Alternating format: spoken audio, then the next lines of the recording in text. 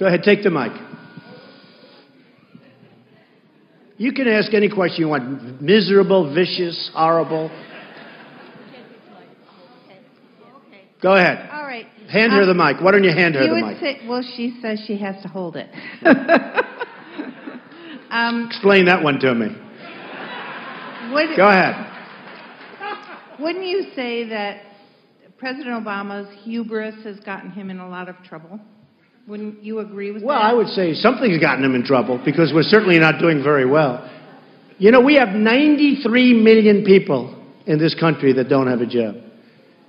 We have 93 million. And then you hear we have a 5.4% unemployment. We could have, you know, a report came out the other day that said it could be 42%. But let's say, I've been saying it's 21%. But that's the real number. If you stop looking for a job, you're considered essentially, statistically, you're considered employed. How many people have given up? And then I see this phony report, 5.4%, and you have 93 million people out of work. Go ahead. Look, I don't even want to talk about it. When you talk about Obama, I think he cares. I know he cares. He must care. Well, does he care, folks? Tell me. I thought you might say that.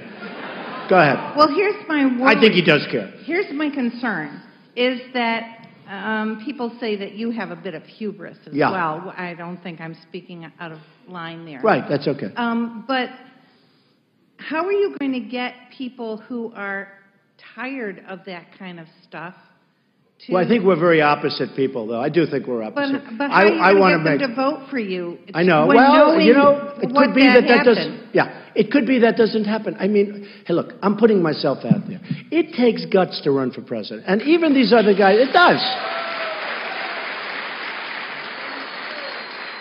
You know, I've always heard that if you're very successful, you cannot run for political office, and especially you can't run for president. And I never really got it. But now I get it. I mean, I get attacked every day so viciously by the press, which is, you know, largely dishonest. I have to be honest with you. No, I mean, they're largely dishonest.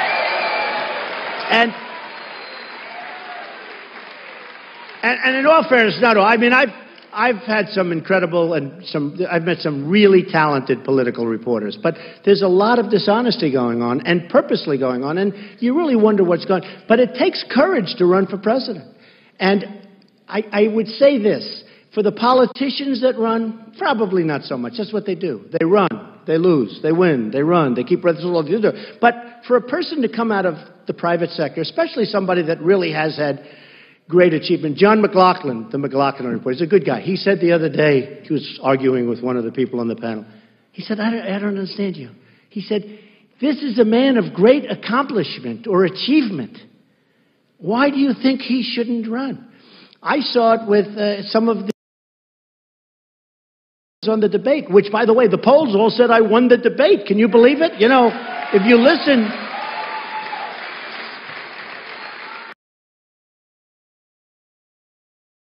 And my questions were slightly harder than everybody else's. Do we agree? Okay, a little bit hard.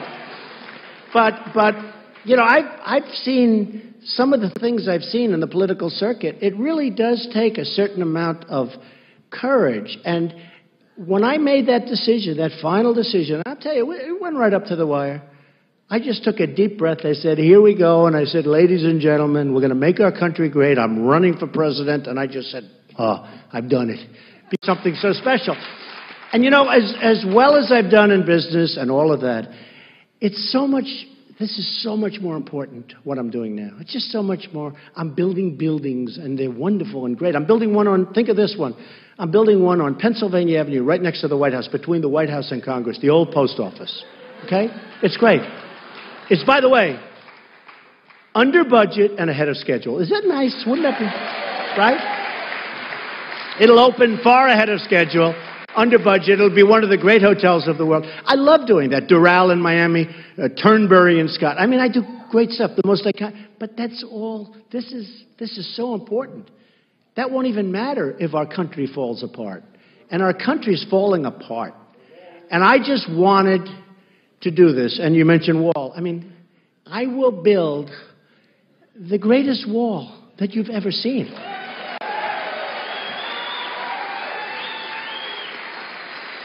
And I would never do this myself, but I hope it's going to be so, and it actually will even look great. I already know what it should look like. You know, the other day they were saying, I was watching these characters, politicians that are running against me. You can't get Mexico to pay for the wall. Of course you can. They can't, because they never would even think of it. Do you know how much Mexico is making from the United States? That's peanuts, the wall. And then they say, you can't build a wall. It's too big. It doesn't work. Well, 3,000 years ago, right, the Great Wall of China was built. We'd like to have that wall. That wall, nobody gets through. That I can tell you. And that's 13,000 miles, right? And that was done between 2,000... It did take them 500 years, in all fairness. It was a pretty long time. They don't stop. They don't stop. That's why we need tough people to negotiate with the Chinese, because they don't stop. But the Great Wall of China was built 13,000 miles. Now, in Mexico, they were complaining it doesn't work. Now, they have these walls built, and they said, well, people go over these walls with a ladder. You know how tall the wall is? It's like this. And it's not a wall, it's a little fence. And people put up a ladder that they buy at Home Depot, and they go over the wall, jump, and that's the end. And then they say, I'm talking about a wall. See that ceiling up there? Higher. Did you ever see precast plank for parking garages? Okay, as an example. You know, not a big deal.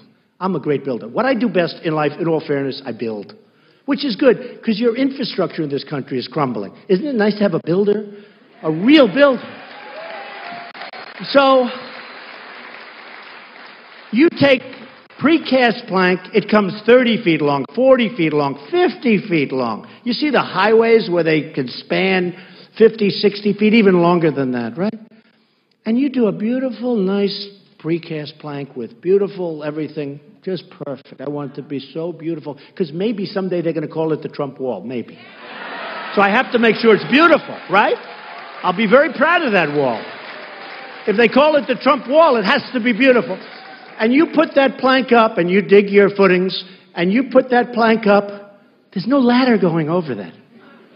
If they ever get up there, they're in trouble, because there's no way to get down. Maybe a rope. And then somebody said, oh, well, they'll build tunnels. Well, you can't build a tunnel, because with X-ray equipment, you can see if they're building a tunnel. You can't build a tunnel. Yeah, you could try, but if you have people, you know. Now, we have to build the wall. We have to get the bad people out. The immigration policy, I've gotten great, I tell you what, I've gotten tremendous applause for what we submitted yesterday on immigration. Tremendous applause. And support. And you know, a lot of the illegals, if you look at Chicago with the gangs, you see the gangs. And I have property in Chicago. Chicago is a great city in many ways, but it's, you know, getting really hurt. But you look at Chicago, you look at Baltimore, you look at Ferguson, you look at a lot of these places. A lot of these gangs, and the most vicious, are illegals. They're out of here. First day, I will send in people. Those guys are out of here. They're out of here. You know, they talk about guns. I'm a big Second Amendment person. I believe so strongly.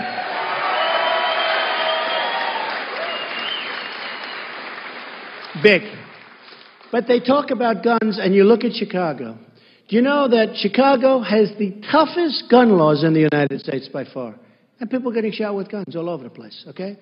You need enforcement, you need lots of things, but you also have to get the bad people out, the people that aren't supposed to be here, and they're here illegally, and we're going to get them out. We're going to get them out so fast and so quick, and it's going to be tough. It's not going to be like, oh, please, would you come with us, please? Would you come, please, with us?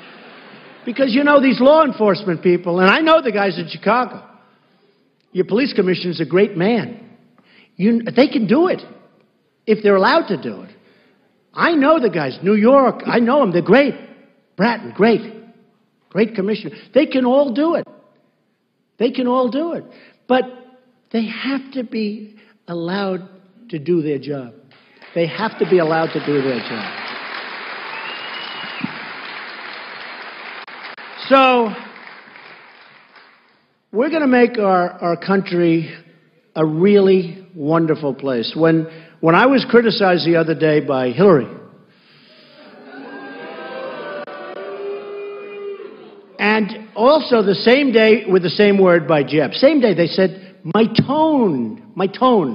You know the word tone? Isn't nice. They didn't like my tone. They thought it was too strong. And I'm saying to myself, you know, we have crime all over the country. We have the borders the southern border is a disaster, which, by the way, I turned out to be right. Remember the abuse I took? Rush Limbaugh said he has more incoming than any human being I've ever seen. And he didn't fold and sit down and apologize. I only apologize. I do apologize when I'm wrong. But Rush said, use the word incoming. Incoming, you know what that means from these people right here, incoming. And then it turned out that I was right. And people started to see the violence and the crime. And they saw Kate in San Francisco, a magnificent person, whose family is a great family. And they saw Jamil, and they saw so many people killed violently and viciously. The other night, the woman, 66-year-old veteran, raped, sodomized, brutally killed by an illegal immigrant. We got to stop. We got to bring back our country. We got to take it back. We got to take it back.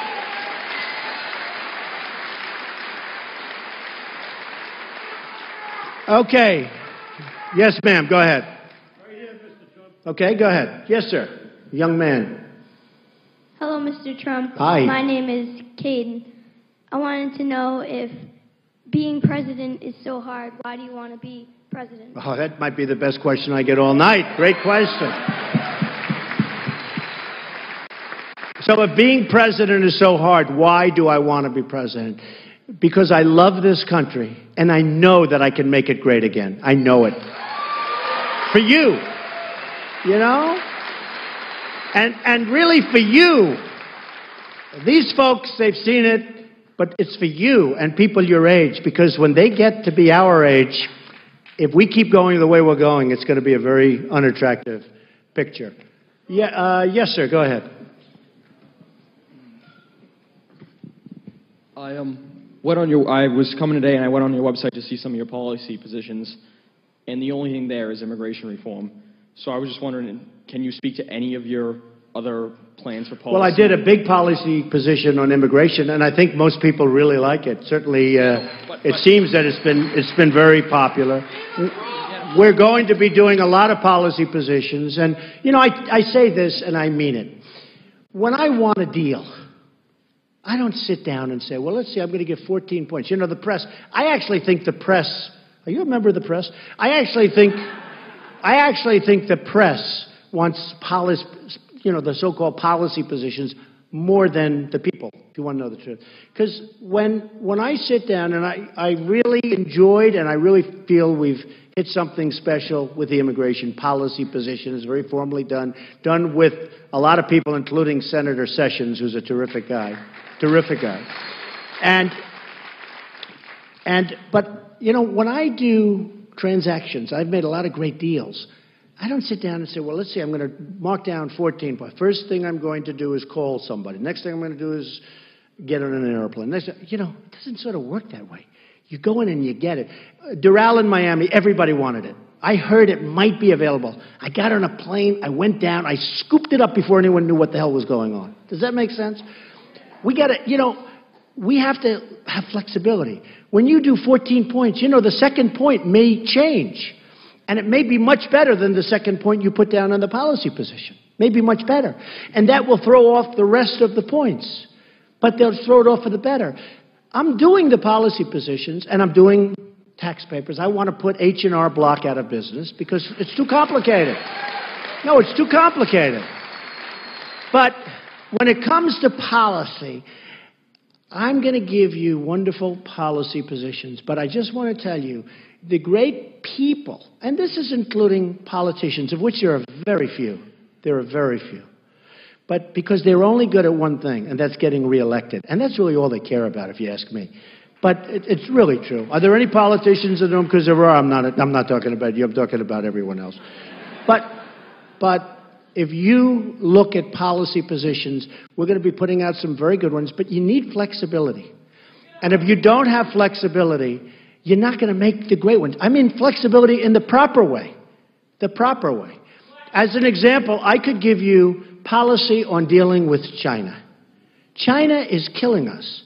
China has taken so much of our wealth. They've taken our jobs. They've taken our businesses. They've taken our manufacturing. The land? Let me think about that one. The way they're going, they'll have it pretty soon. But China has taken so much from us. And then think about it. We have rebuilt China. Somebody said to me, and I said, wow, that's a harsh statement. It's the greatest theft in the history of the United States. Now, I have great respect for China and their leaders. And hey, look, the largest bank in the world is from China. They're a tenant in one of my buildings. I love China. I think it's great. But we don't have the people that know what they're doing. So we have lost. You can't just go say, I want power. You go in. They just devalued their currency the other day. 2 decades, the biggest they've ever had. They're killing us. You know what that is? They call it a sucking action. Every time you see them, you know what the sucking is? They're sucking the jobs and the money right out of our country. That's what they're doing. We've rebuilt China. You go in, not to mention the name George Washington Bridge, because I know that's a very ticklish name around here, but you go and you see the George Washington Bridge. They have many bridges that are bigger going up. They have bridges, they have roadways, they have airports. Other countries, same thing. And we're like a third world. Have you seen LaGuardia Airport recently? It's like a third world airport. Kennedy Airport, like a third world airport. LAX in Los Angeles. Newark Airport. All of them. We're like third world. They're taking our jobs, they're taking our money. And here's the beauty. We owe China $1.4 trillion. So think of it. This is like a magic act. They take our jobs, they take everything. And we owe them money. How does that happen? It's magic. It's magic. On their side, not on our side. That's not going to happen with Donald Trump. That's not going to happen.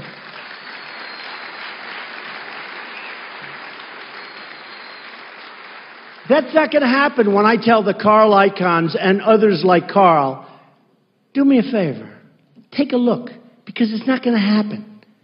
And here's the funny part. We will have a better relationship with China, and a better relationship with Japan, and a better relationship with Mexico.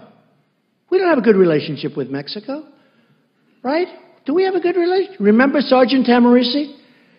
Right? They kept him in jail. We couldn't get him in. We had a president didn't even want to make a phone call. He was in that jail, rotting in that jail.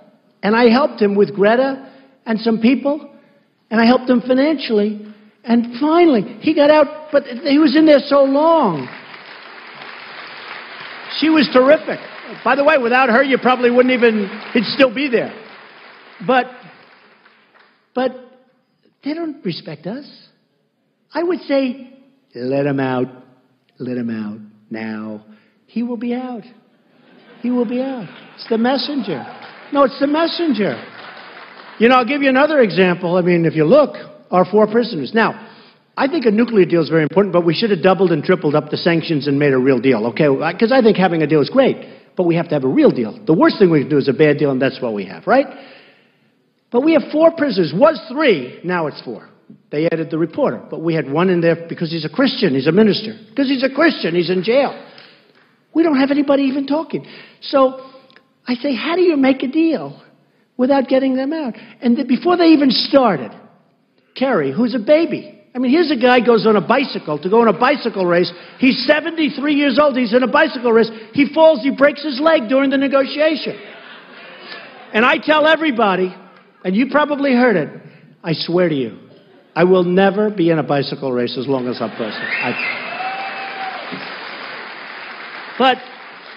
But you look at what's going on, and you look at a deal where we have these 4 people there. So you do, at the beginning, it shouldn't be now. By the way, now is inconceivable after what they got, that we don't even get these 4 guys out, is incredible. But at the beginning, they should have said, fellas, let the prisoners go. Going to help us all. You don't need them. Your people don't even know they're there. Let them out. It's good for us, good for you, good for the deal. Sets a good tone. Let them out. 95% sure I'll get them. If I don't, I walk. Because you know what? If they wouldn't do that, you're not going to make a good deal. Now, Kerry and President Obama, when they asked him about the prisoners, one of our reporters, where's our CBS reporter there that did such a good job? He was very brutal, but did a very good job. He asked a simple question: what about the prisoners?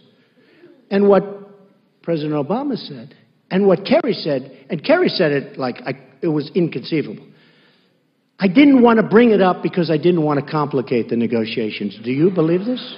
That was his answer. He didn't want to complicate it. Where do these people come from?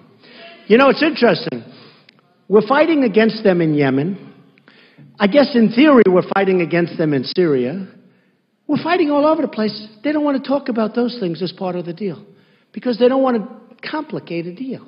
And then you get a deal signed. They're dancing in the streets of Iran.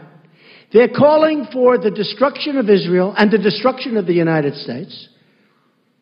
And we're saying, when do we sign? I never saw anything like it. I've never seen anything. You know, I did write The Art of the Deal. Did anybody ever hear of The Art of the Deal? Good. Bring it up. Come on. Give me that book. Nice guy. Should I sign it? Give me that book. Come on. Give me that book. See?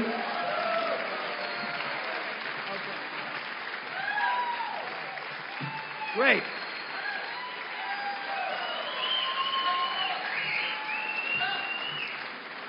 President Obama, Secretary Kerry, I highly think you should read this book quickly. Quickly! Quickly!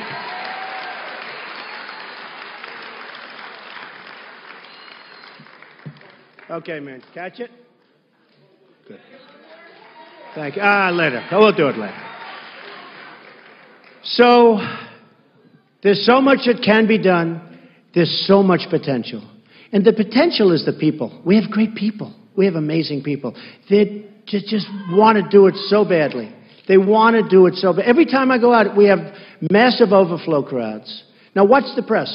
So Bush had, I heard, 140, 150 people. We have 2,579 people. Many of them standing outside. They might have left now. I mean, you know, who the hell wants to listen to a loudspeaker, right?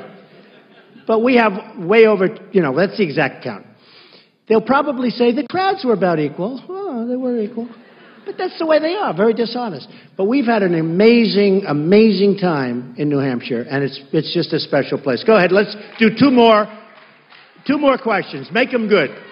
If they're terrible questions, we'll do a third. Go ahead. All right. Recently, we were fortunate to get the right amount of Republican representation in Washington. Right. And, you know... And they failed you. And they failed. And, they did you know, I'm just wondering, what is it going to take, or what are your thoughts on being able to get a little more unison with groups of people there, the Republican representation, and get rid of some of the goofiness that's going on? Well, it's really a, you know, I mean, some people say terminalist, but it really is something that was very sad to watch, because a lot of those people that failed to stand up were people that got elected because they were going to stand up. You're talking about certain Republican senators and congressmen, and they failed to stand up. It's almost like they get to Washington, and they're so impressed with everything, they don't want to do anything to shake things up. But I will tell you, the Republicans, in my opinion, had a great chance to end Obamacare, a great chance. And they didn't do it. They didn't have the guts to stand up. And Ted Cruz and a few of the others did, by the way. But they didn't have the guts to stand up. And I thought it was a disgrace. I thought it was absolutely a disgrace. And what I think was so bad about, you know, as I say, the last thing we need is another Bush, that Justice Roberts could have easily and should have killed Obamacare the first time and could have wounded it very badly the second time. And he was a friend of Jeb, and Jeb is the one, people don't know this, Jeb is the one that pushed him into that position. His brother's president. And they worked together. And Justice Roberts, because he wanted to be loved on the Beltway, because there was no way he could have made that decision. We're all smart people. We all have good you-know-what. There was no way he could have made that decision. And Justice Roberts had 2 chances to kill Obamacare. But in particular, the first time, it would have been killed. The second time, it would have eventually withered away. Well, we're going to get in there, and we're going to get you really great coverage at much better pricing. So much can be done. But you got to remember that. That was a Bush appointment, and how that happened was shocking to the world. Shocking to the world. And it was a wrong decision, by the way. Yes, ma'am, go ahead. Hello, Mr. Trump. Thank you for coming out here. I am a mother of 2 service members, and I'm looking for a president who will boost the morale of our military. I just feel like they've been really trampled on the last 7 years. So I want to know if you're that president. Well, you've got the right man. Believe me. I said before to the press, and I said before to a group of our great supporters, we have a group of 25 people that have been with me from the beginning in New Hampshire, and I met with them backstage. And I will tell you, and I told them, we are going to make our military so strong and so powerful and so incredible. We're going to take care of our vets, by the way, as part of it. Big league.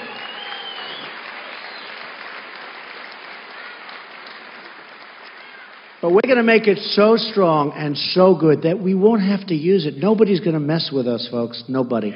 Nobody. We're never going to have to use it. And right now, we don't have that, unfortunately. All right, how about 1 or 2 more? Go ahead. Go ahead. Go ahead. Go ahead. Yes, sir. Veteran. You do look like a veteran. You are a veteran, I hope. 34 years. Okay, good. Listen, I was wondering what are they going to do about Hillary? Now, what are we going to do about Hillary? She's got big problems. I don't know. Right. What is Hillary going to do about Hillary? I want to see that woman in jail. That's where she belongs. Her and Obama both. Yeah. Obama can go with her. Now I know he's a veteran. She killed 4 people. No, she's got Benghazi. She's got some Obama killed a few himself by letting her go on to do it. Right. Okay, 1 more. Go ahead. Right here. Donald. How you doing, Donald? My name's Steve. Where are you, Steve? Right here. Okay.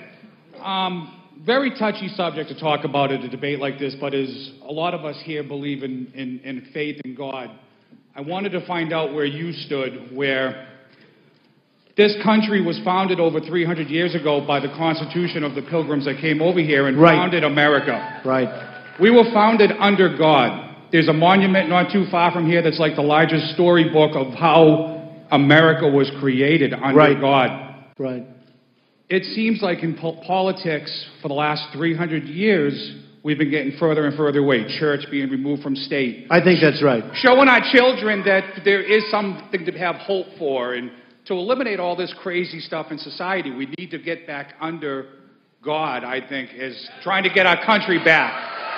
How do you feel about that? And well, I agree with it. And, you know, I don't know if you know, I'm Protestant, I'm Presbyterian, and I feel very strongly about what you said. And when you say 300 years, yes, but most of this horror show has taken place over the last 20 years, wouldn't you say? I mean, it's just, don't mention the word Christmas, and you can't do this, and you can't do that. It's out of control, and that will change with me. Believe me, I will be fighting. I will be fighting, and I will be winning, because I win. I'm somebody that wins, and that'll change. And you know another thing that's going to change? We are in very sad shape as a country, and we're more concerned about being politically correct than we are about victory, than we are about winning.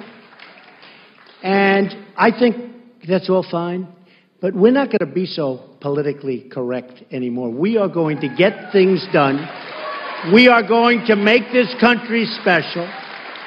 And you know, I say sometimes that the American dream is dead, but we're going to make it bigger and better and stronger than ever before, and we're going to do that. And the bottom line is, we are going to make America great again, and I really love you people, and I really appreciate your support, and I want to thank you. Thank you very much. Thank you. Thank you.